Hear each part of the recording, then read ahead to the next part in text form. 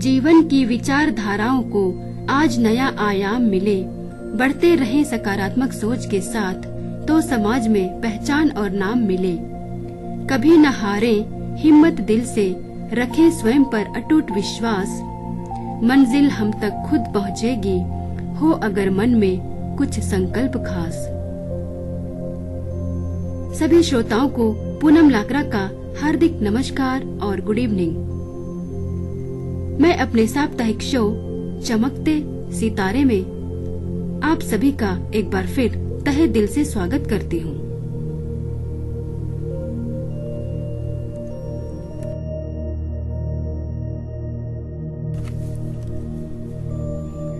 जरा सोच कर देखिए, एक मासूम बच्चे के दिल पर उस समय क्या गुजरती होगी जब वह बाकी बच्चों से अलग अपनी कक्षा के बाहर बैठकर पढ़ता होगा।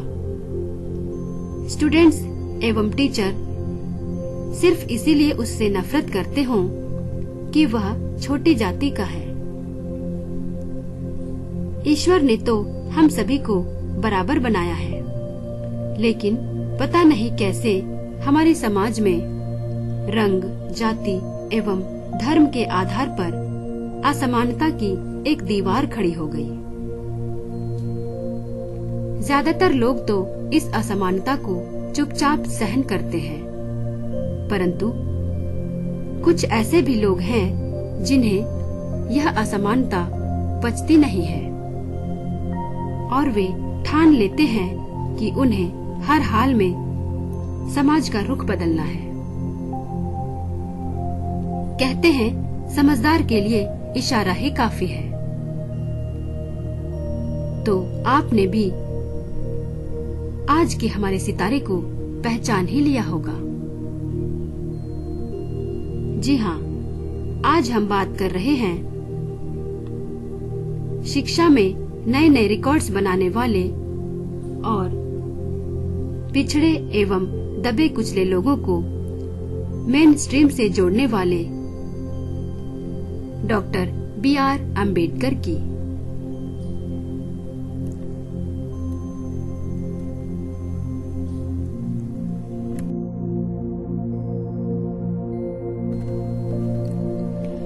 उन्होंने न सिर्फ देश की आजादी और संविधान बनाने में की रोल प्ले किया था, बल्कि अपने वर्सटाइल पर्सनैलिटी से समाज में बहुत बड़ा बदलाव लाते हुए संघर्ष, मेहनत और सफलता के मिसाल बन गए। उनका कार्यक्षेत्र बहुत विस्तृत था, इसलिए मैंने भी उनकी पूरी जीवन यात्रा को 2 पार्ट में डिवाइड किया है। पहले भाग में आज हम उनके अर्ली लाइफ, एजुकेशन एवं उनके द्वारा किए गए सोशल रिफॉर्म के विषय में चर्चा करेंगे। तो चलिए शुरू करते हैं बाबा साहब अम्बेडकर की जीवन की कहानी।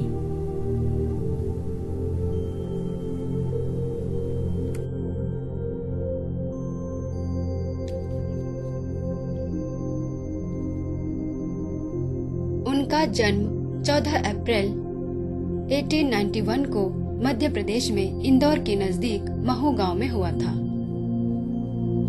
बाद में महू गांव का नाम बदलकर अम्बेडकर नगर कर दिया गया। उनके पिताजी का नाम श्री रामजी मालोजी सकपाल और माता का नाम भीमाबाई था। अम्बेडकर जी अपने 14 भाई बहनों में सबसे छोटे थे। बड़ा परिवार होने के कारण उनका शुरुआती जीवन कठिनाइयों भरा रहा।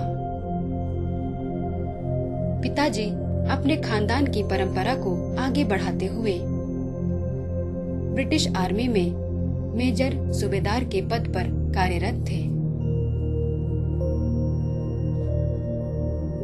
जब 1894 में पिताजी फौज से रिटायर हो गए तो वे अपने पूरे परिवार को लेकर महाराष्ट्र के सतारा में रहने लगे। लेकिन कुछ ही दिनों के बाद किसी बीमारी की चपेट में आकर माताजी चल बसी। इन कठिन हालातों में अंबेडकर और अन्य भाई बहनों की देखभाल उनकी चाची ने की।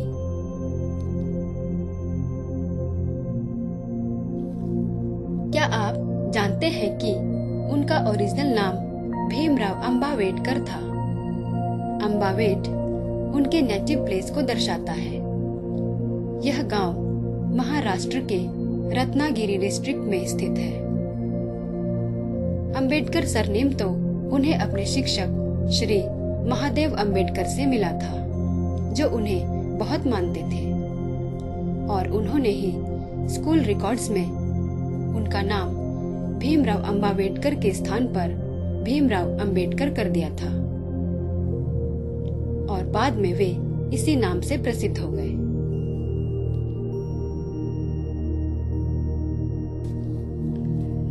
बेहतर अवसर की तलाश में अंबेडकर का परिवार बाद में मुंबई जाकर बस गया।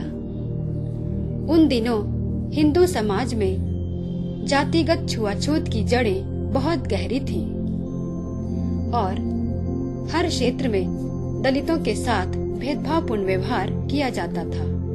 यहाँ तक कि ईश्वर का प्रतिरूप समझे जाने वाले डॉक्टर्स भी इस संकीर्ण मानसिकता से उभर नहीं पाए थे, और वे भी दलित मरीजों का इलाज ठीक से नहीं करते थे, क्योंकि अंबेडकर के परिवार का संबंध भी महार जाति से था, जिसे समाज में बहुत ही निचले दर्जे का समझा जाता था।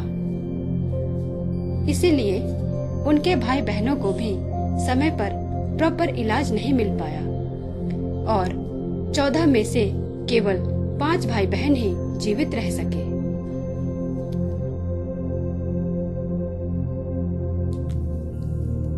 अंबेडकर जब अपने आसपास के बच्चों को स्कूल जाते हुए देखते थे तो उनका मन उदास हो जाता था, क्योंकि वे भी पढ़ना चाहते थे, लेकिन उनके दलित होने का हवाला देकर कोई भी स्कूल उन्हें एडमिशन नहीं दे रहा था। हार मानकर उनके पिताजी अपनी फरियाद लेकर एक ब्रिटिश सैनिक अधिकारी के पास गए। उन्होंने उनसे कहा कि मैंने जीवन भर देश की सेवा की है, इसके बावजूद यदि मेरे बच्चों को स्कूल में एडमिशन भी न मिल पाए तो मेरे लिए इससे बड़ी लाचारी की बात और क्या हो सकती है। उस अधिकारी के इंटरफेरेंस से अंबेडकर और उनके भाइयों को एडमिशन तो मिल गया, लेकिन विद्या के इस मंदिर में भी उन्हें कदम कदम पर जातीयता के कड़वे घूंट पीने पड़े। उनके साथ उठना बैठना तो क्या, लोग उनसे सीधे मुंह बात तक नहीं करते थे।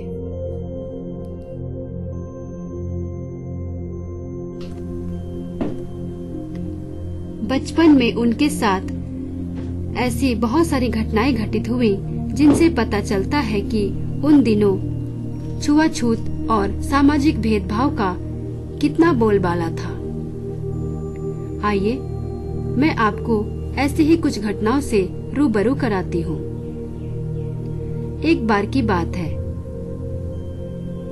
स्कूल जाते समय अंबेडकर को प्यास लगी। उन्होंने सोचा कि क्यों ना पास के कुएं से पानी पी लिया जाए। वे पानी पी ही रहे थे कि अचानक कुछ ब्राह्मण लड़कों ने उन्हें देख लिया। सबने मिलकर उन्हें चप्पल और जूतों से मारना शुरू कर दिया। बड़ी हैरानी होती है, छोटी सी गलती की इतनी बड़ी सजा। बाद में उन्हें इसी हिदायत पर छोड़ा गया कि वे फिर कभी इस कुएं पर दिखाई नहीं देंगे।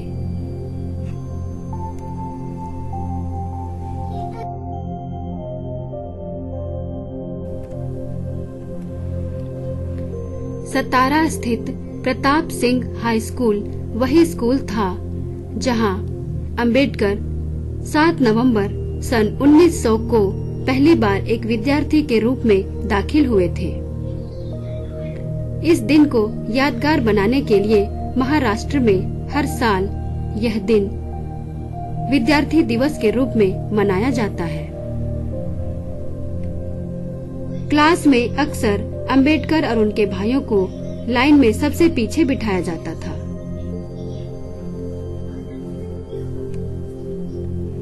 और कई बार तो उन्हें क्लास के बाहर ही रहकर पढ़ाई करनी पड़ती थी। इतना ही नहीं, स्कूल के दौरान उन्हें वहां के किसी भी सार्वजनिक सामान को छूना अलाउड नहीं था। यहाँ तक कि अपनी प्यास बुझाने के लिए भी वे खुद मटके से पानी भी नहीं ले सकते थे। इसके लिए उन्हें प्यून पर आश्रित रहना पड़ता था। उनके साथ नो प्यून नो वाटर की पॉलिसी अपनाई जाती थी। मतलब साफ है, जिस दिन प्यून नहीं आ पाता था उस दिन उन्हें पूरा दिन प्यासा ही रहना पड़ता था।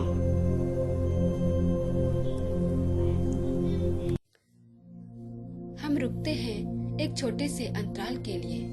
आगे हम जानेंगे कि पढ़ाई छोड़ने और घर से बाहर रहकर काम करने का विचार अंबेडकर जी के मन में क्यों जागा।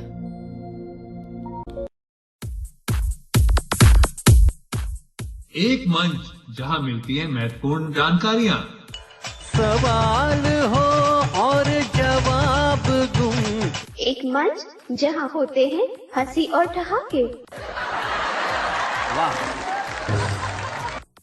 एक मंच जहां होती हैं चर्चाएं। दूसरी वाली आपको नहीं समर्पित करूंगा। कीजिए, बड़े स्पोर्टिंग है। आप पहले सुन लीजिए, उसके बाद कहिएगा आपको चाहिए समर्पण के नहीं चाहिए। एक मंच जहां मिलेगा लोकप्रिय संगीत।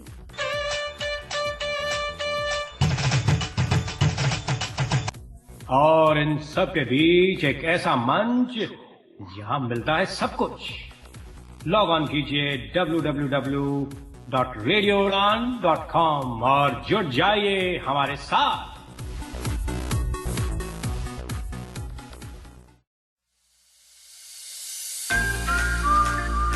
मित्र ज्योति, दृष्टिबाधितों का विश्वसनीय गैर सरकारी संस्थान। मेरा नाम संजना लाल है। मैं चेन्नई की रहने वाली हूँ। मैं मित्र ज्योति के टॉकिंग बुक लाइब्रेरी की सदस्य हूँ। इस पुस्तकालय के ऑडियो सीडीओ के बिना मेरे लिए हायर स्टडीज करना बहुत मुश्किल होता। मेरा नाम वरुण है। मैं मैसूर का रहने वाला हूँ। मैंने अपना कंप्यूटर ट्रेनिंग यहाँ किया है। बहुत सारी कंपनियां मित्र ज्योति के साथ मिलकर ट्रेनिंग वर्कशॉप आयोजित कर रही है और हमें हायर भी कर रही है।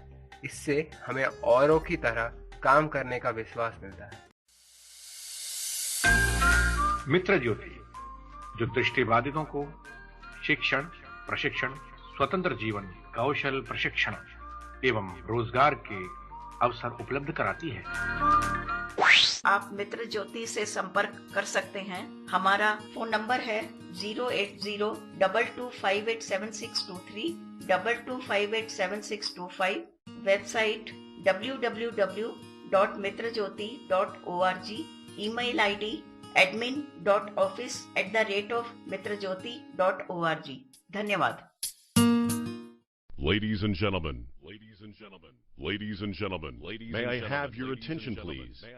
वेब डिजाइन करना हो या बनानी हो अपनी जॉब प्रोफाइल या फिर करनी हो सैर डिजिटल वर्ल्ड की, तो सुनना मत भूलिएगा शो टेक्सिटी मीनल सिमी के साथ हर गुरुवार रात 9 बजे और रीब्रॉडकास्ट हर शुक्रवार शाम 4 बजे only on radio Udaan. A flight of life.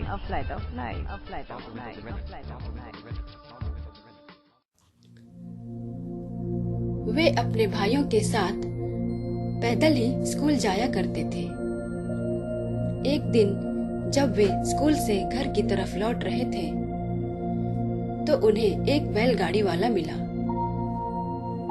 उसने कहा, आकर बैठ जाओ, मैं तुम लोगों को घर तक छोड़ देता हूँ। क्योंकि उस समय गाड़ी में कोई और सवारी नहीं थी, इसलिए वे सभी निश्चिंत होकर बैठ गए।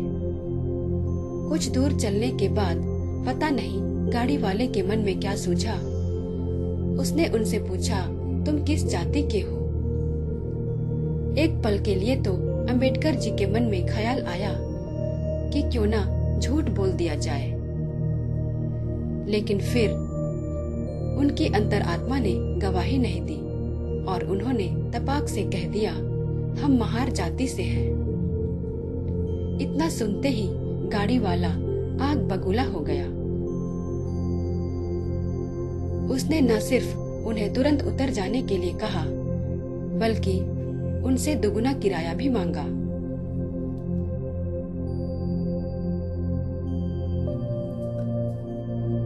हमारे शास्त्रों में तो गुरु की अपार महिमा बताई गई है। कबीर दास जी ने भी अपने बहुत सारे दोहों में गुरु के महत्व को स्पष्ट किया है। वे लिखते हैं, गुरु गोविंद दो खड़े, काको लागे पाए, बलिहारी गुरु आपने, गोविंद दियो बताए। अर्थात मेरे सामने गुरु और ईश्वर दोनों खड़े हैं। मैं समझ नहीं पा रहा हूँ कि पहले किसे प्रणाम करूँ। मैं तो पहले गुरु को ही प्रणाम करूँगा, क्योंकि उन्होंने ही मुझे सबसे पहले ईश्वर तक पहुँचने का रास्ता बताया है। लेकिन अंबेडकर जी को तो कई बार उनके शिक्षकों ने ही डिमोरलाइज्ड करते हुए कहा था कि दलित होने के कारण उन्हें ज्ञान प्राप्त करने का कोई अधिकार नहीं है। चलिए इस बात को एक उदाहरण से समझा जाए। एक बार हुआ यूं कि मैथ्स का पीरियड चल रहा था। टीचर ने ब्लैक बोर्ड पर एक सवाल लिखा और अंबेडकर जी से आगे आकर उसे सॉल्व करने के लिए कहा। जैसे ही वे सामने की तरफ बढ़े, सभी स्टूडेंट्स जोर से चिल्लाने लगे और इधर उधर भागने लगे। पता है ऐसा क्यों हुआ? क्या आप अंदाजा लगा सकते हैं? इसीलिए क्योंकि सामने की तरफ सभी बच्चों के लंच बॉक्स रखे हुए थे। उनकी धारणा थी कि अंबेडकर जी की परछाई पड़ते ही उनका खाना अपवित्र हो जाएगा। हैरानी की बात तो यह है कि उस समय टीचर ने भी उन्हें सपोर्ट नहीं किया।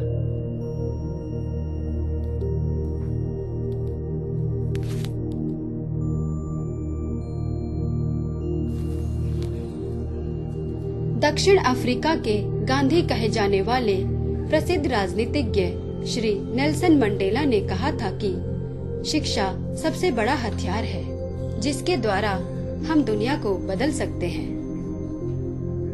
इसीलिए अंबेडकर जी भी सारी चुनौतियों को नजरअंदाज करते हुए अपनी पढ़ाई पर लगातार कंसंट्रेट कर रहे थे। वे भी जानते थे कि बिना ज्ञान के वे लोगों की मानसिकता बदल नहीं सकते हैं।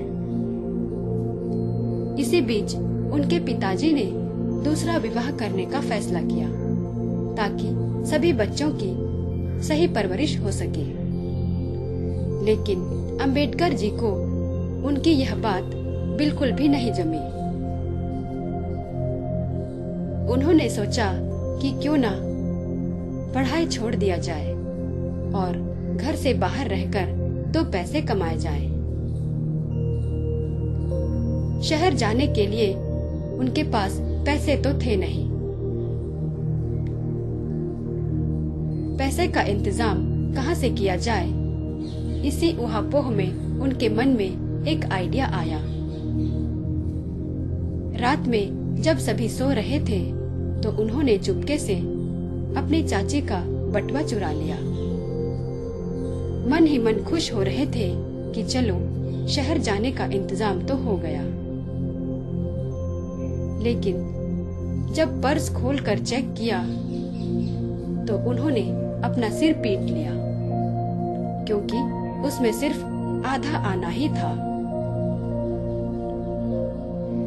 इसके बाद उन्होंने काम करने का इरादा त्याग दिया। उन्होंने निश्चय कर लिया कि चाहे जो भी हो जाए वे अपनी पढ़ाई जारी रखेंगे।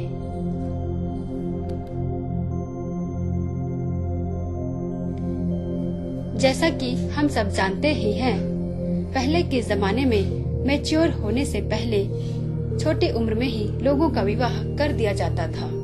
भले ही उन्हें पारिवारिक जिम्मेदारियां पूरी करते हुए व्यावहारिक कठिनाइयां ही क्यों न उठानी पड़े।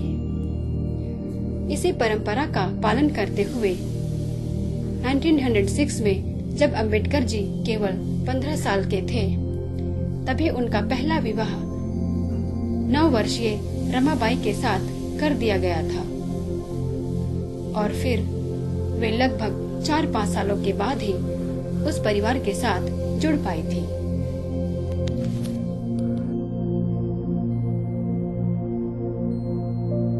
इसके बाद वे और भी अधिक डेडिकेशन के साथ पढ़ाई करने लगे और फिर वह दिन भी आ गया जब 1907 में वे अपने परिवार एवं पूरे दलित समाज में मैट्रिकुलेशन की परीक्षा पास करने वाले पहले व्यक्ति बन गए। आज के युग में भले ही 10वीं क्लास की परीक्षा पास करना उतनी बड़ी बात ना हो, लेकिन उस जमाने में इसकी बहुत वैल्यू थी। पिताजी की खुशी का तो ठिकाना नहीं रहा। उन्होंने इस विशेष अचीवमेंट को सेलिब्रेट करने के लिए घर पर एक फंक्शन का आयोजन किया, जिसमें सगे संबंधियों एवं मित्रों को बुलाया गया। इसी क्रम में श्री अर्जुन किर्लोस्कर भी आमंत्रित हुए, जो फैमिली फ्रेंड, एक मराठी लेखक एवं स्कूल के टीचर थे। उन्होंने अंबेडकर जी को उपहार स्वरूप भगवान बुद्ध की जीवनी पर आधारित एक किताब भेंट की। यह किताब उनके जीवन में मील का पत्थर साबित हुई, क्योंकि इस किताब को पढ़ने के बाद वे न सिर्फ भगवान बुद्ध से बहुत ज्यादा प्रभावित हुए, लेकिन आगे चलकर उन्होंने बौद्ध धर्म के प्रसार एवं विस्तार के लिए अपना महत्वपूर्ण योगदान भी दिया।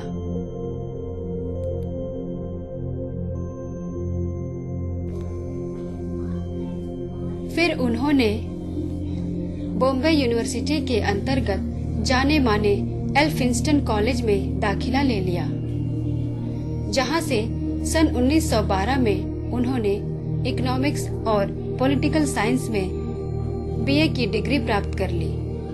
उनका कहना था कि अपनी जाति में ग्रेजुएट होने वाले वे पहले व्यक्ति थे।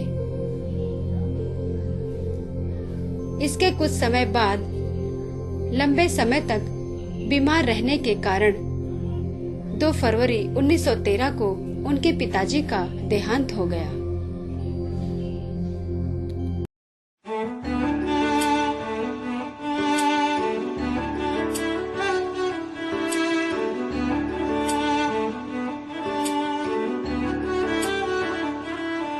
मन लेके तू चला है जलती आँच पे, डर है कि पिघल न जाएं सपने कांच के। एक दिन सबको मिल जाएगा खुद ही अपने आप, कह के तू न दे किसी को बातों के जवाब। तू हारना नहीं जब तक दिल में जीत है, जीत है। सब कुछ मुमकिन है अगर तुझ में उम्मीद है, उम्मीद है। तू भूल जा बस ये मुश्किल अब क्या चीज है, चीज है। सब कुछ मुमकिन है अगर तुझ में उम्मीद है, उम्मीद है।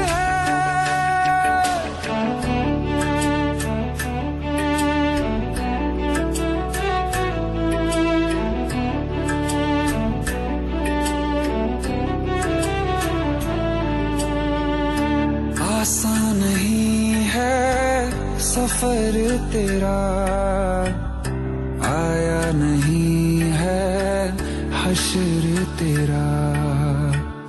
मिलती अगर है नाकामियां, राहों में है जो दुश्वारियां। ये लिख ले तेरी कोशिशें जाएंगी ना खराब, तकलीफों के आगे कहीं खुशियां हैं बेहिसाब। तू हारना नहीं जब तक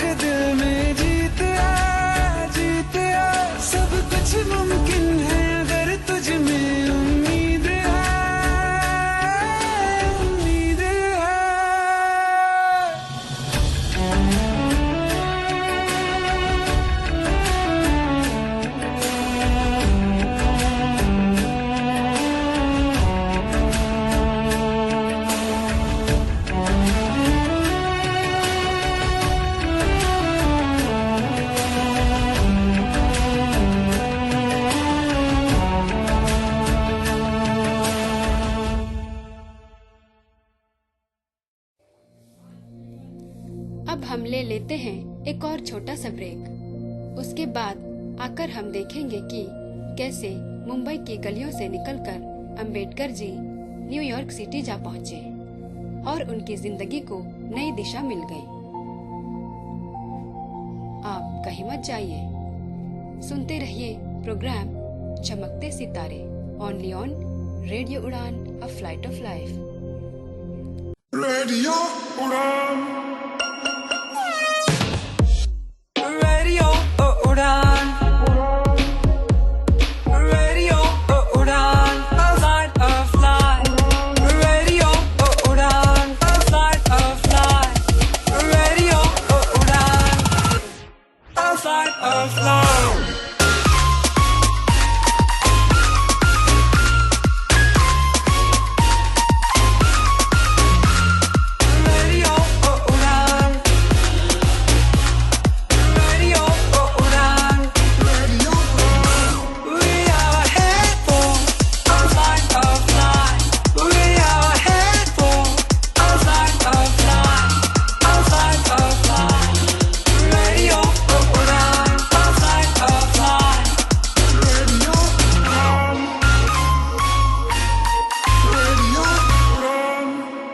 Listening to Radio Udan, a flight of life.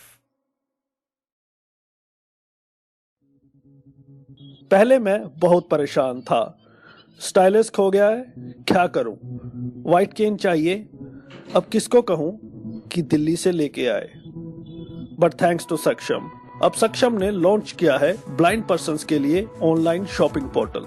आप हर कोई वो प्रोडक्ट जो ब्लाइंड के लिए है एक क्लिक में मंगवा सकते हैं। आज ही लॉग इन करें www.saktek.in SAKTEK या कॉल करें 011-4241-1015। आप ईमेल कर सकते हैं info@saktek.in।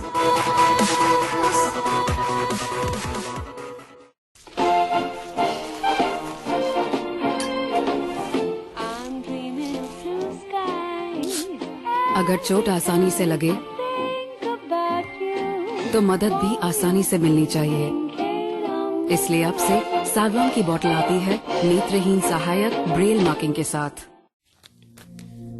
प्रसिद्ध विद्वान स्वेट मार्डन ने कहा था कि ईश्वर प्रत्येक मनुष्य को जीवन में एक बार ऐसा सुअवसर जरूर प्रदान करता है जिसका लाभ उठाकर वह धन, वैभव और सम्मान के साथ जीवन व्यतीत कर सकता है। जहां एक तरफ तिरस्कार और डिस्क्रिमिनेशन से आए दिन अंबेडकर जी का मन घायल हो रहा था, वहीं दूसरी तरफ बड़ौदा स्टेट, जिसे आज हम गुजरात के नाम से जानते हैं, की स्कॉलरशिप स्कीम उनके लिए उम्मीद की एक किरण बनकर आई। दरअसल बड़ौदा स्टेट के महाराज सायाजी राव गायकवाड़ ने पिछड़ी जातियों में हायर एजुकेशन को बढ़ावा देने के लिए एक विशेष स्कॉलरशिप स्कीम की शुरुआत की थी, जिसके अंतर्गत चुनिंदा विद्यार्थियों को अमेरिका में पढ़ने के लिए भेजा जाता था। सौभाग्य से जब अंबेडकर जी ने बीए पास कर लिया तो उन्हें भी इस स्कॉलरशिप के लिए चुना गया। वे 1913 में न्यूयॉर्क शहर के नामी गिरामी कोलंबिया यूनिवर्सिटी में एडमिशन पाने में सफल हो गए।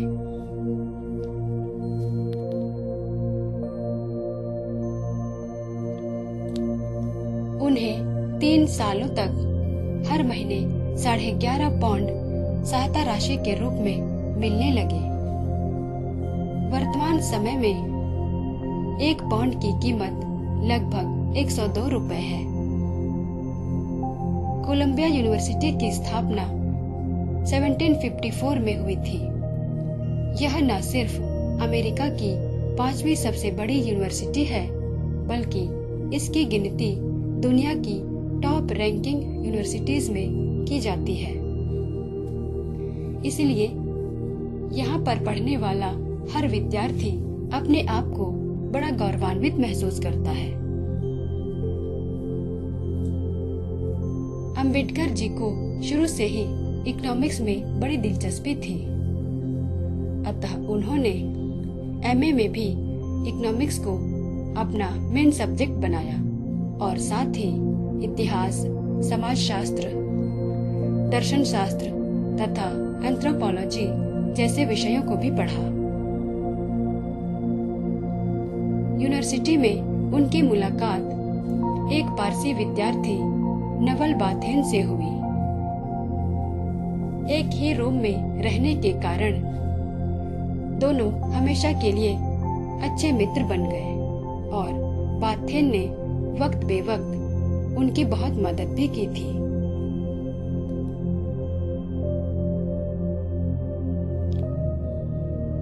अमेरिका जैसे बड़े देशों में यह कल्चर रहा है कि वहाँ पर लोग काम को छोटा या बड़ा नहीं समझते हैं। शायद यही उनकी प्रगति का राज है।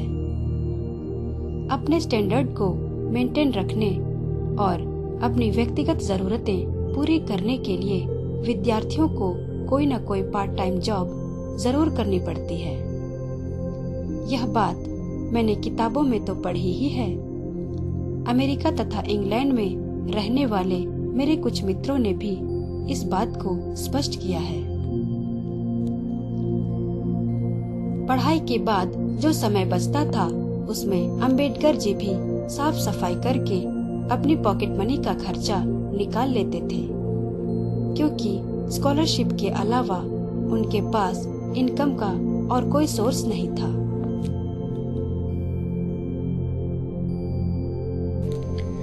जून सन 1915 को उनकी पोस्ट ग्रेजुएशन की पढ़ाई पूरी हो गई। फिर उन्होंने एक के बाद एक 2 थीसिस लिखे। पहले थीसिस का विषय था एंशिएंट इंडियन कॉमर्स तथा दूसरे का विषय था नेशनल डिविडेंड ऑफ इंडिया।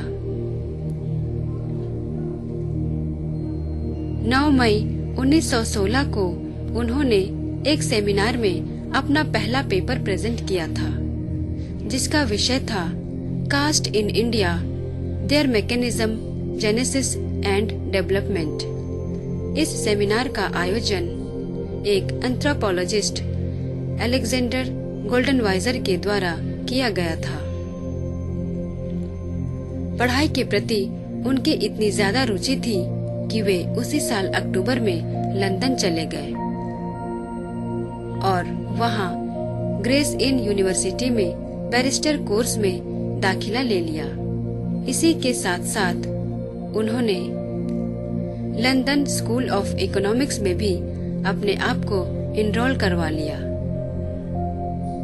जहां पर उन्होंने डॉक्टरल थीसिस पर काम करना शुरू कर दिया।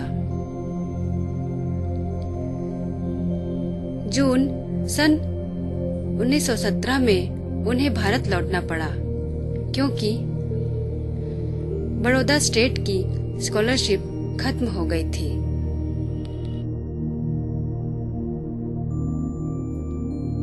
एक एग्रीमेंट के तहत अंबेडकर जी को अपनी शिक्षा पूरी करने के बाद 10 सालों तक बड़ौदा राज्य के लिए काम करना था।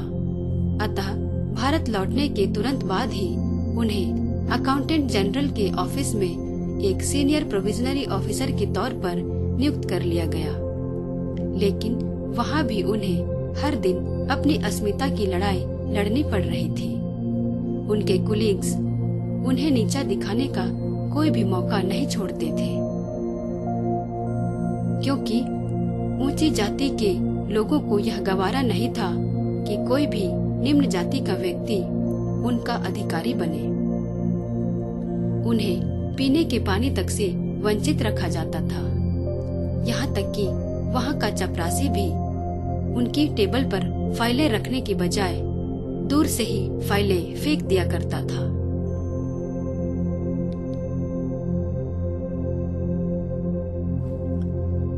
दूसरी तरफ एड़ी चोटी का जोर लगाने के बावजूद भी शहर भर में कोई उन्हें किराए पर रखने को तैयार नहीं था। अंत में हार मानकर उन्होंने एक पारसी सराय में शरण ली, जहां पारसियों के अलावा किसी और को रुकना अलाउड नहीं था इसलिए ऑनर ने भी उनके सामने यह शर्त रख दी कि यदि वे अपना एक पारसी नाम रख लें और पारसी बनकर यहाँ रह सके तो उन्हें कमरा देने में कोई परेशानी नहीं होगी। मरता क्या न करता। उन्होंने भी यह सोचकर शर्त मंजूर कर लिया कि यदि एक झूठ बोलने से कुछ दिनों का काम निकल जाए तो इसमें बुराई क्या है। लेकिन उनका यह झूठ ज्यादा दिनों तक चल नहीं पाया। 11वां दिन था। सुबह जब वे ऑफिस के लिए निकलने वाले थे तभी 12-15 पारसियों ने उनके कमरे को घेर लिया। एक एक के हाथ में डंडे थे और उनके स्वर आग उगल रहे थे। सभी ने सुर में सुर मिलाकर उन्हें सख्त हिदायत दे डाला कि शाम तक यह कमरा खाली हो जाना चाहिए, नहीं तो उनसे बुरा कोई नहीं होगा। उनके पास नौकरी छोड़ने के अलावा और कोई चारा शेष नहीं रह गया। उन्होंने अपना बोरिया बिस्तर बांधा और बॉम्बे चले गए।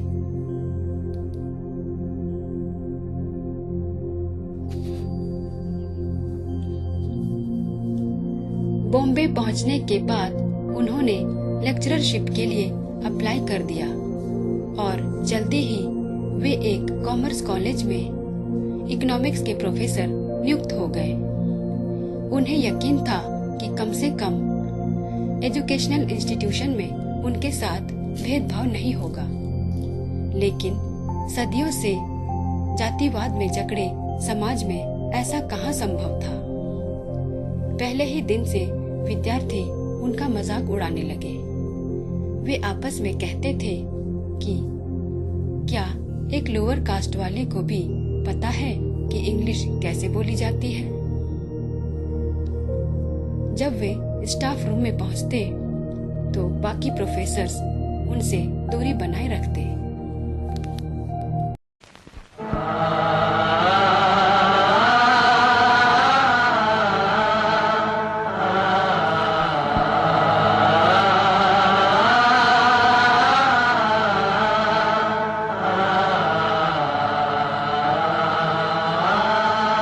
इंसान का इंसान से हो भाईचारा, यही पैगाम हमारा, यही पैगाम हमारा।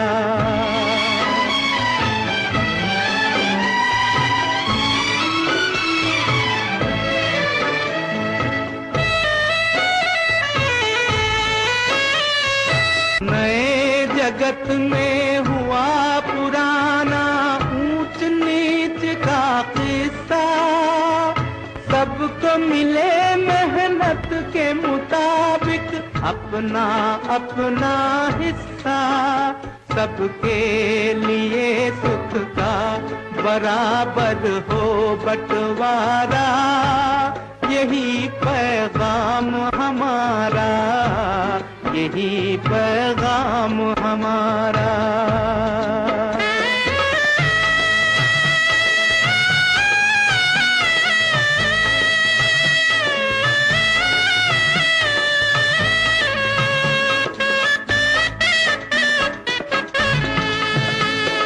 हर एक महल से कहो कि झोपड़ियों में दिए जलाए, छोटों और बड़ों में अब कोई फर्क नहीं रह जाए। इस धरती पर हो प्यार का घर घर उजियारा, यही पैगाम हमारा, यही पैगाम हमारा। इंसान का इंसान से हो भाईचारा, यही पैगाम हमारा, यही पैगाम हमारा।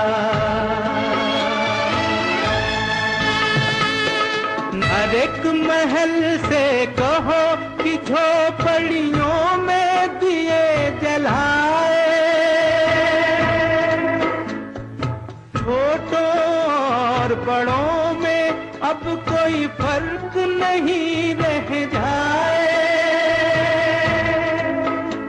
इस धरती पर हो प्यार का घर घर उजियारा, यही पैगाम हमारा, यही पैगाम हमारा। इंसान का इंसान से हो भाईचारा, यही पैगाम हमारा, यही पैगाम हमारा।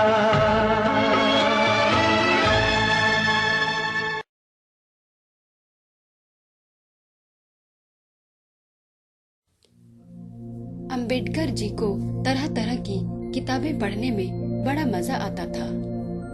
अमेरिका और लंदन में रहते हुए उन्होंने सिलेबस के साथ साथ बहुत सारी दूसरी किताबें भी पढ़ डाली थी।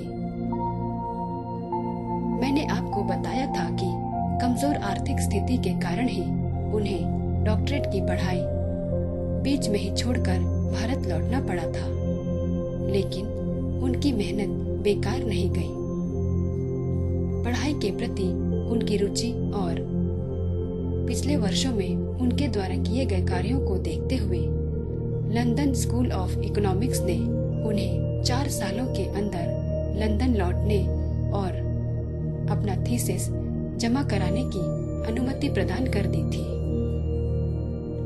यह सूचना पाकर उन्होंने राहत की सांस ली होगी।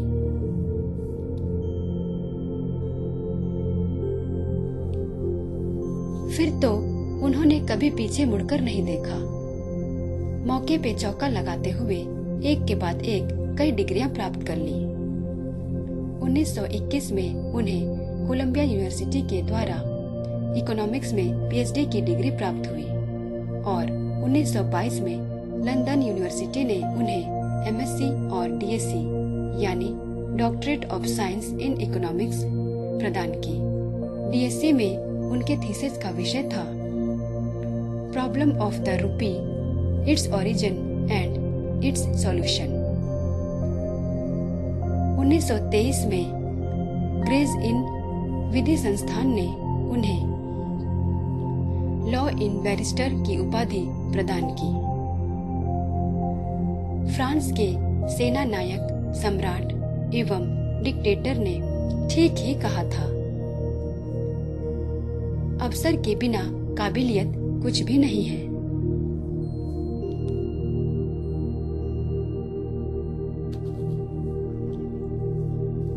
तो यह था डॉक्टर B.R. अम्बेडकर के जीवन पर आधारित हमारे कार्यक्रम का पहला भाग। उनके विषय में अभी हमें बहुत कुछ जानना है। इसके लिए आपको करना होगा थोड़ा और इंतजार। आज के लिए मैं पूनम लाकरा आप सभी से ले रही हूँ विदा। Have a nice weekend. शुभ रात्रि। Subscribe now and press the bell icon. Never miss an update from Tips Official.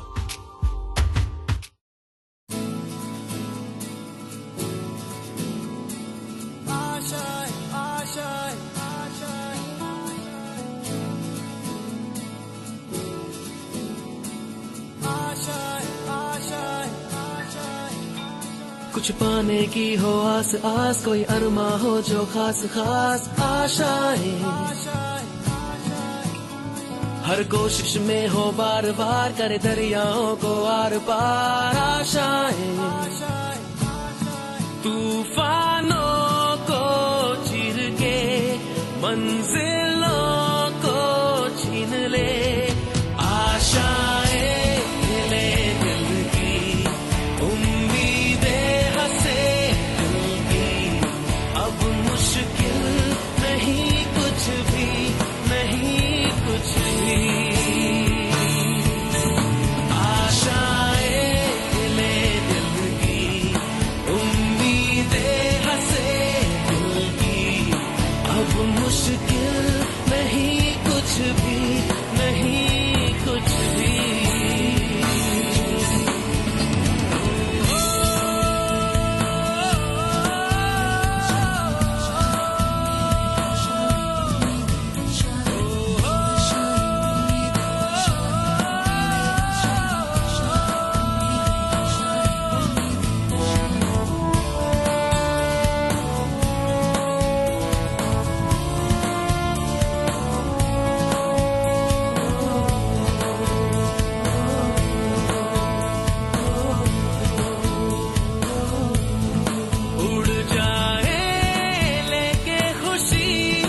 अपने संग तुझको वहाँ जन्नत से मुलाकात हो, पूरी हो तेरी हर दुआ। आशाएं खिले दिल की, उम्मीदें हंसे दिल की, अब मुश्किल नहीं कुछ भी, नहीं कुछ भी।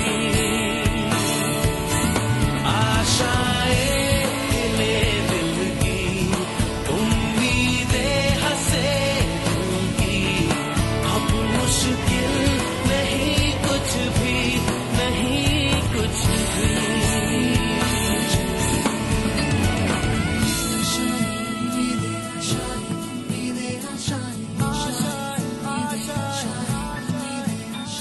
गुजरे ऐसी हर रात रात हो, ख्वाहिशों से बात बात। आशाएं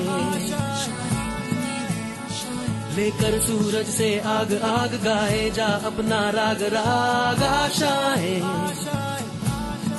कुछ ऐसा करके दिखा, खुद खुश हो जाए खुदा। आशाएं खिले दिल की, उम्मीदें हंसे दिल की, अब मुश्किल नहीं कुछ भी, नहीं कुछ भी। आशाएं खिले दिल की, उम्मीदें हंसे दिल की, अब मुश्किल नहीं कुछ भी।